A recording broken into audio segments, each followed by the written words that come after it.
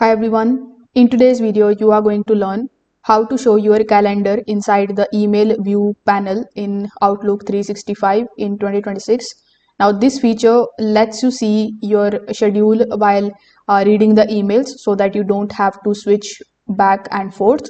So, without further delay, let's get straight into it.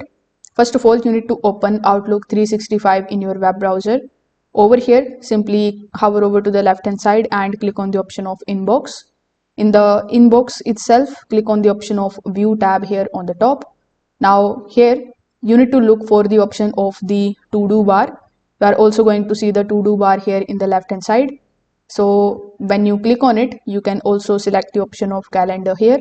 Now, as soon as you turn this on, your calendar panel will appear on the right hand side of your screen.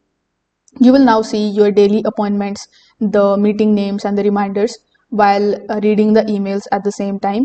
You can also scroll through the calendar to view the upcoming days without leaving your inbox. If the calendar does not appear properly, you can again click on the option of the View tab here on the top.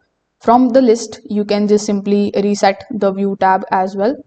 So after resetting the tab here, you are going to see the calendar button again in the to-do bar.